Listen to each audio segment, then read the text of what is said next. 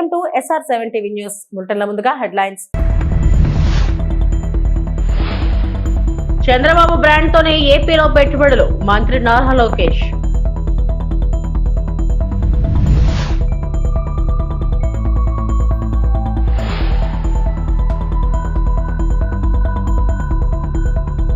తిరుమల శ్రీవారిని దర్శించుకున్న ఇస్రో చైర్మన్ వి నారాయణన్.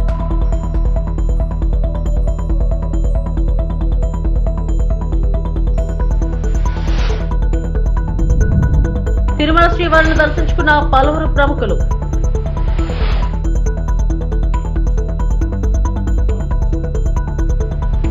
కూటమి ప్రభుత్వం ఏర్పడిన తర్వాత రాష్ట్రానికి పెద్ద ఎత్తున పరిశ్రమలు వస్తున్నాయని మంత్రి నారా లోకేష్ అన్నారు. వివిధ సంస్థలు పెట్టుబడి పెట్టేందుకు సీఎం చంద్రబాబు బ్రాండే కారణమని చెప్పారు. అనంతపురం జిల్లా గుత్తి మండలం బేత్తపల్లిలో రెన్యూ విద్యుత్ కాంప్లెక్స్ మంత్రి లోకేష్ భూమి పూజ చేశారు. 2300 ఎకరాల్లో 22,000 కోట్లతో దీన్ని ఏర్పాటు చేయనున్నారు. భూమి పూజ సందర్భంగా ఏర్పాటు చేసిన కార్యక్రమంలో లోకేష్ మాట్లాడారు. 2014లో రాష్ట్ర విభజన జరిగినప్పుడు కట్టుబట్టలతో మెడబట్టి మనం బయటికి గెంటేశారు. రాజధాని ఎక్కడ ఉండాలో కూడా చెప్పని పరిస్థితి. ఆనాడు చంద్రబాబు నాయుడు గారు ఆంధ్రులందరినీ ఒప్పించి ఒకే రాష్ట్రం ఒకే రాజధాని కానీ అభివృద్ధి వికేంద్రీకరణ నినాదం తీసుకున్నాం. దాంట్లో భాగంగా అనంతపూర్కి కియా మోటార్స్ని తీసుకొచ్చాం. ఆనాడే అనంతపూర్ జిల్లాకి జాకీ లాంటి పరిశ్రమలు తీసుకొచ్చాం. ఏకంగా అనంతపూర్ కర్నూలు జిల్లాని రెన్యూవబుల్ ఎనర్జీ హబ్గా తీర్చిదిద్దాల లక్ష్యంతో అడుగులు వేసాం, పునాదులు వేసాం. కానీ ఒక్క అవకాశం అన్న మాట ఎన్ని గడిచిన 5 సంవత్సరాలు రాష్ట్రం దారి తప్పింది. దానివల్ల తీవ్రంగా నష్టపోయింది ఆంధ్ర యువకులు. ఎక్కడ ఉద్యోగాలు ఉపాధి లేని పరిస్థితి. చాలామంది నన్ను అడిగారు, 5 సంవత్సరాలు మనం ఇబ్బంది పడ్డాం, మన దగ్గర బెంగళూరు లేదు, చెన్నై లేదు, హైదరాబాద్ లేదు, మన పరిస్థితి ఎలా ఉంటుందని. ఆనాడే వాళ్ళందరూ చెప్పా, మన దగ్గర ఒక బ్రాండ్ ఉంది, ఆ బ్రాండే గౌరవ ముఖ్యమంత్రి చంద్రబాబు నాయుడు గారు. ఈరోజు సిన్హా గారు ఇంత దూరం వచ్చి ఈ ప్రాజెక్ట్ ఆంధ్ర రాష్ట్రంలో పెడుతున్నారంటే దానికి కారణం మన బ్రాండ్ బాబు. ఈరోజు పెద్ద ఎత్తున TCS ఉత్తరాంధ్రలో పెట్టుబడులు పెడుతున్నారంటే దానికి కారణం ఒక బ్రాండ్, అది బాబు గారు. ఇట్లా పెద్ద ఎత్తున పెట్టుబడులు తీసుకొస్తున్నాం. గౌరవ మంత్రి గారు ఇప్పుడే చెప్పినట్లు బాబు సూపర్ 6లో తొలి హామీ 20 లక్షల ఉద్యోగాలు కల్పిస్తామని. దాంట్లో భాగంగా ఈ ప్రాజెక్ట్ మన ప్రాంతాన్ని తీసుకొచ్చాం. వెనుకబడిన రాయలసీమ జిల్లాకి ఈరోజు తీసుకొస్తాం జరుగుతుంది. ఇక్కడున్న రైతులందరినీ నేను మనస్ఫూర్తిగా అభినందిస్తున్నా. ఇక్కడ ప్లాంట్ వస్తుందంటే మీరు ముందుకు వచ్చి భూములు ఇచ్చారు. తద్వారా కనీసం 10,000 మందికి స్థానిక యువకులకి ఉద్యోగాలు ఉపాధి కల్పించే బాధ్యత తెలుగుదేశం పార్టీ తీసుకుంటుంది. గౌరవ ముఖ్యమంత్రి గారు ఒక టార్గెట్ పెడితే మేము అందరం సీరియస్గా తీసుకుంటాం. 78 గిగావాట్లు ఏకంగా ఆంధ్ర రాష్ట్రానికి తీసుకురావాలని చెప్పారు.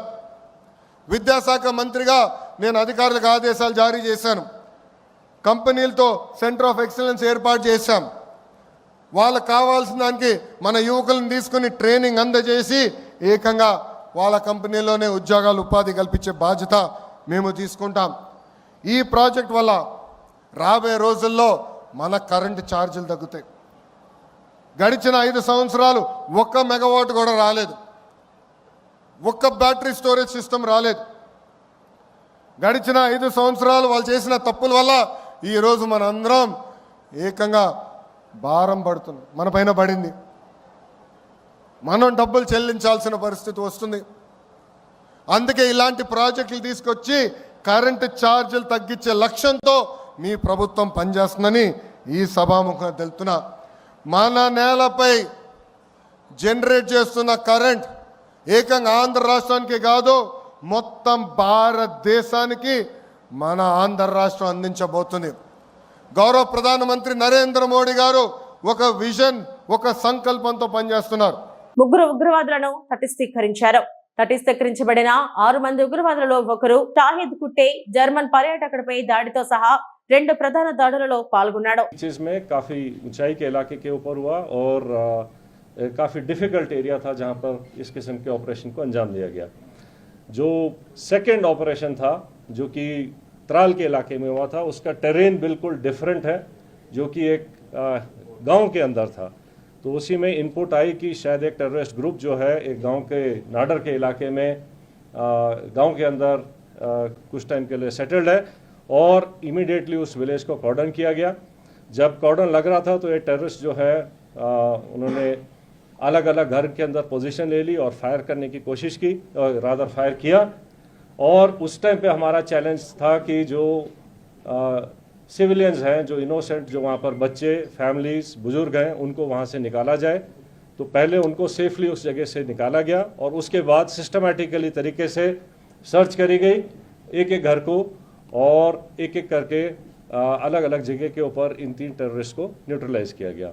तो इस तरीके से ये दोनों जो ऑपरेशंस थे ये डिफरेंट काइंड ऑफ टेरेन में हुए हैं। एक जंगलों में और ऊंची जगहों पर हुआ है, दूसरा जो है वैली फ्लोर के अंदर और गांव के अंदर हुआ है।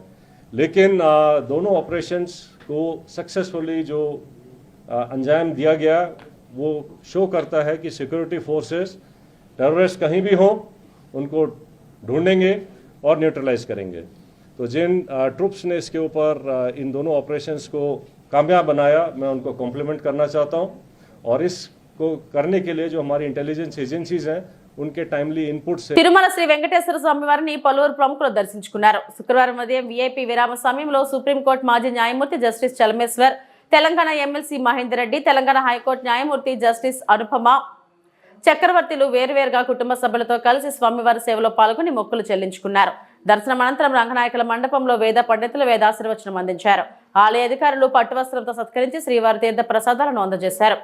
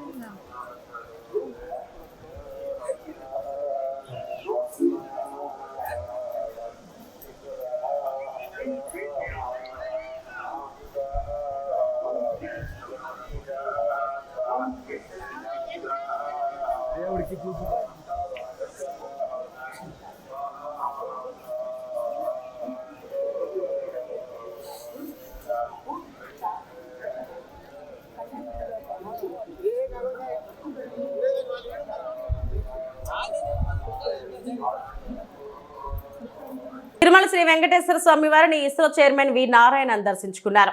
శుక్రవారం ఉదయం వీఐపీ విరామ సమయంలో స్వామివారి సేవలో పాల్గొని మొక్కులు చెల్లించుకున్నారు. 18వ తేదీ PSLV C61 రాకెట్ ద్వారా భూమి పరిశీలన శాటిలైట్ ను గగనతలంలోకి పంపనున్నారు.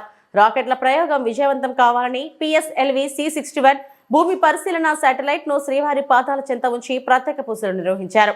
దర్శనం అనంతరం రంగనాయకుల మండపంలో రాకెట్ నమూనాలకు ఇస్రో చైర్మన్ నారాయణన్ కు వేద పండితులు వేదాశీర్వచనం అందించారు.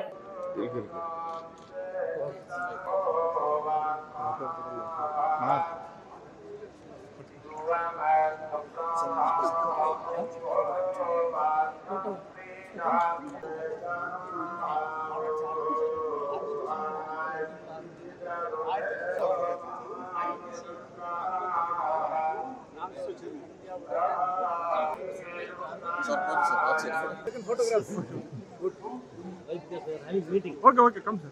और सारे तरीम लिया तेरी सर गिरी उठा डायरेक्ट ये कर photo no on 18th early morning 5:59 we have scheduled the 101st launch of India. The PSLV C61 rocket will be lifting the Earth Observation Satellite 09.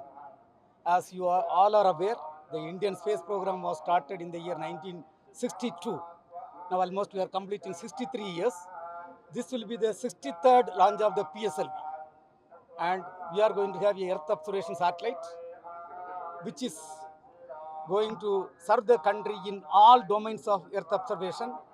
It will be all-weather satellite, irrespective of the cloud or rain. It can take the Earth observation data and serve the country in all domains.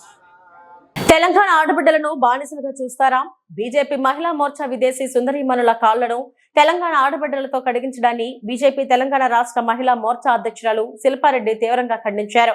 Telangana ఆడబిడ్డలతో విదేశీ అందగత్తల కాళ్లను కడిగించడం అవమానకరమని, తెలంగాణ ఆడబిడ్డల ఆత్మగౌరవాన్ని దెబ్బతీయడమే అని అన్నారు. మన ఆడబిడ్డలను బానిసలుగా చూస్తారని ప్రశ్నించారు. సాంప్రదాయాలను గౌరవించాలి తప్ప అవమానించడం సరికాదని, రాష్ట్ర ప్రభుత్వం తక్షణమే క్షమాపణ చెప్పి బాధ్యులపై చర్యలు తీసుకోవాలని డిమాండ్ చేశారు. జై శ్రీరామ్. కాంగ్రెస్ ప్రభుత్వం మిస్ వరల్డ్ పోటీలో భాగంగా నిన్న రామప్ప దేవాలయాన్ని సందర్శించడానికి వెళ్లిన విదేశీ అందగత్తె కాళ్ళని మన తెలంగాణ ఆడబిడ్డలైన దళిత మరియు గిరిజన ఆడబిడ్డలతోని వారి కాళ్ళను కడిగించడాన్ని భారతీయ జనతా పార్టీ మహిళా మోర్చా తీవ్రంగా ఖండిస్తుంది.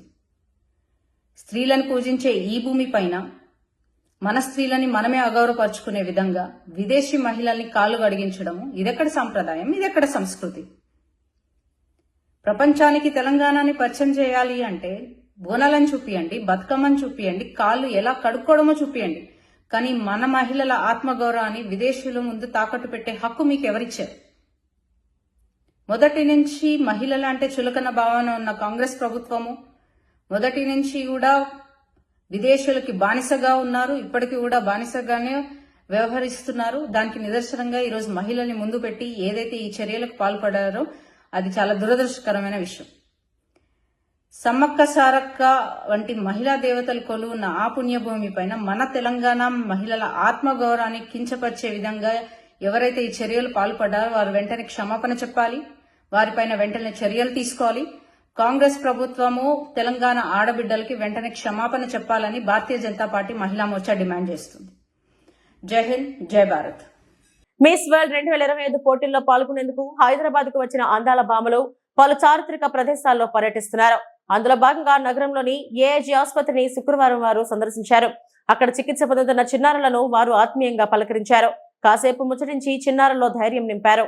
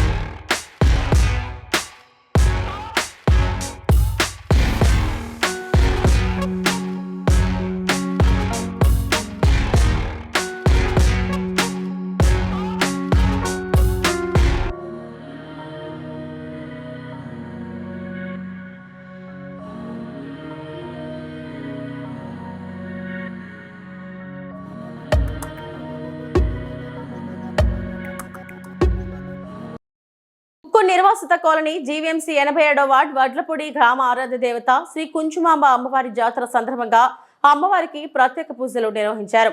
జాతీయ రహదారికి ఆనుకుని ఉన్న అమ్మవారి ఆలయం భక్తులతో కిటకిటలాడింది. ఆలయాన్ని మామిడి తోరణాలు, రంగురంగుల పూలతో శోభాయమానంగా అలంకరించారు. గర్భగుడిలో కొలువై ఉన్న కోరిన వరాలిచ్చే కల్పవల్లికి మహిళలు పసుపు కుంకుమలు సమర్పించి మొక్కులు చెల్లించుకున్నారు.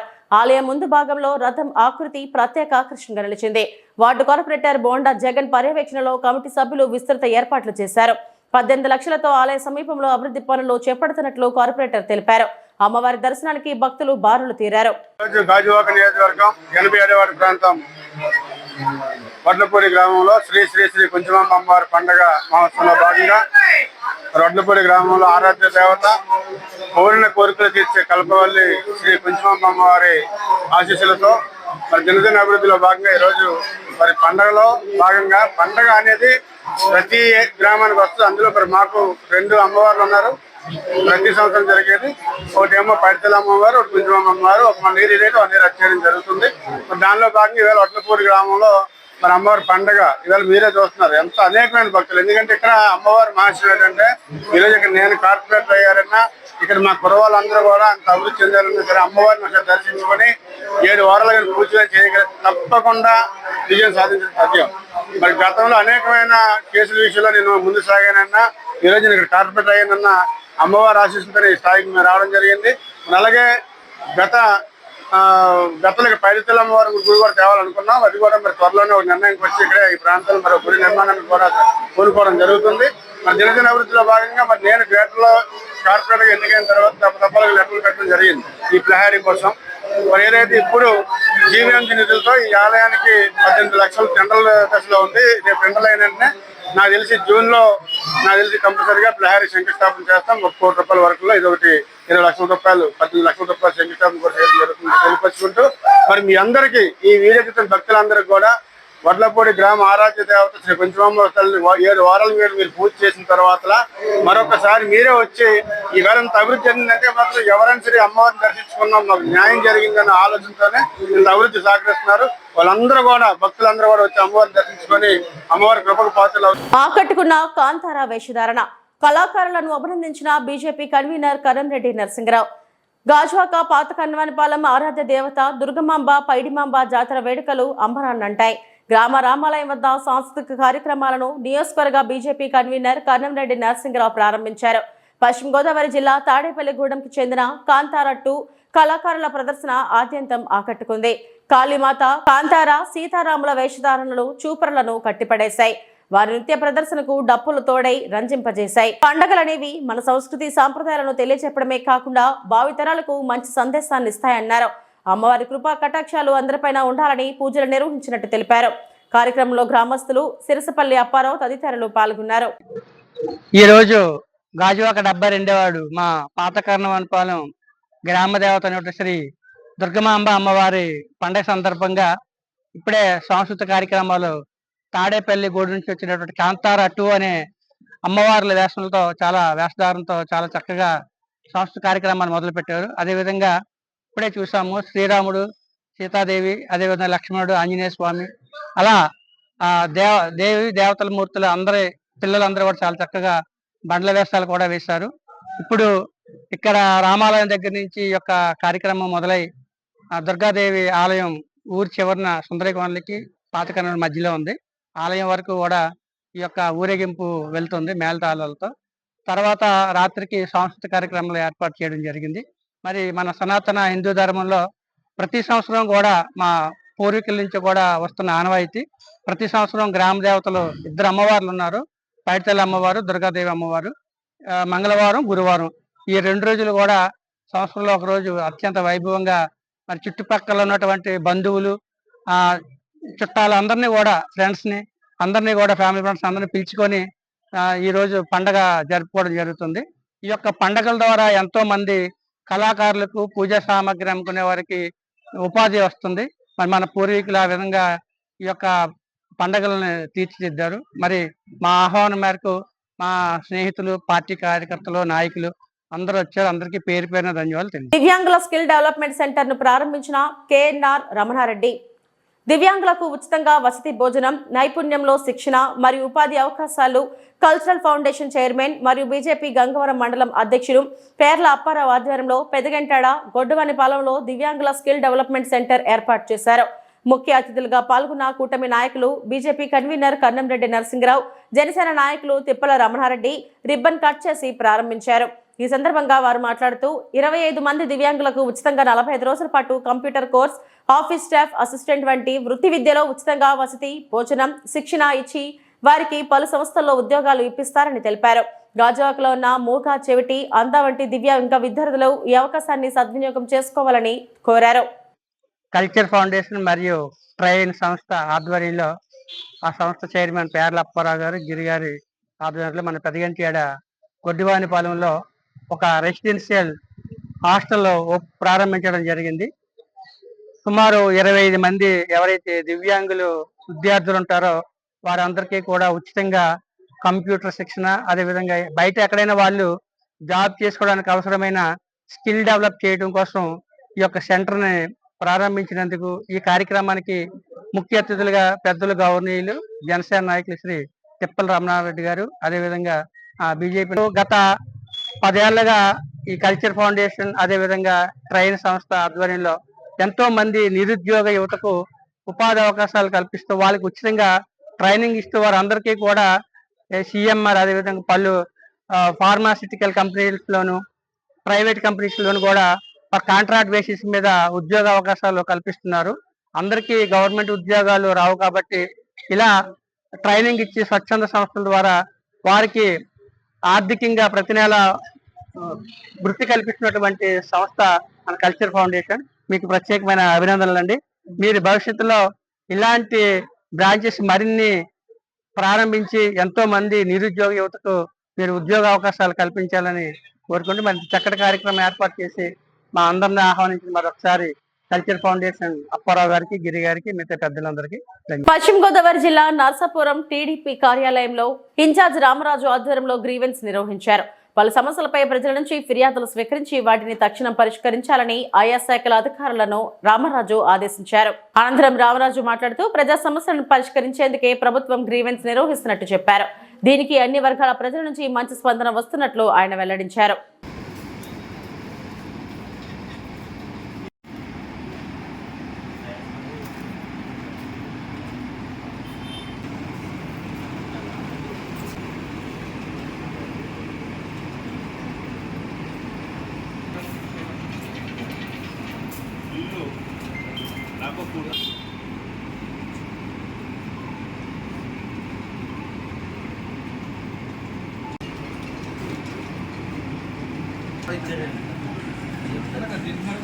ఈ రోజున నర్సాపురం నియోజకవర్గంలో కూటమి తరఫున గ్రీవెన్స్ కండక్ట్ చేస్తూ ఉన్నాం. తెలుగుదేశం పార్టీ తరఫున అలాగే జనసేన, బీజేపీ 3 పార్టీలు కూటమి తరఫున ప్రతి శుక్రవారం గ్రీవెన్స్ కండక్ట్ చేసి ఆ సమస్యలు పరిష్కరించే విధంగా కృషి చేయాలని చెప్పని మా పార్టీ నాయకులు చంద్రబాబు నాయుడు గారు, అలా మన ముఖ్యమంత్రి గారు ఆదేశాల మేరకు ఈ ప్రోగ్రాం కండక్ట్ చేస్తూ ఉన్నాం. ఇక్కడ అందరూ కూడా అనేకమైన సమస్యల మీద అనేకమైనటువంటి రైతులు కానీ, అలాగే ఎలక్ట్రికల్ డిపార్ట్మెంట్ కానీ, మంచినీటి సమస్య కానీ ఎక్కువగా ఈ నియోజకవర్గంలో రిప్రజెంటేషన్లు వస్తూ ఉన్నాయి.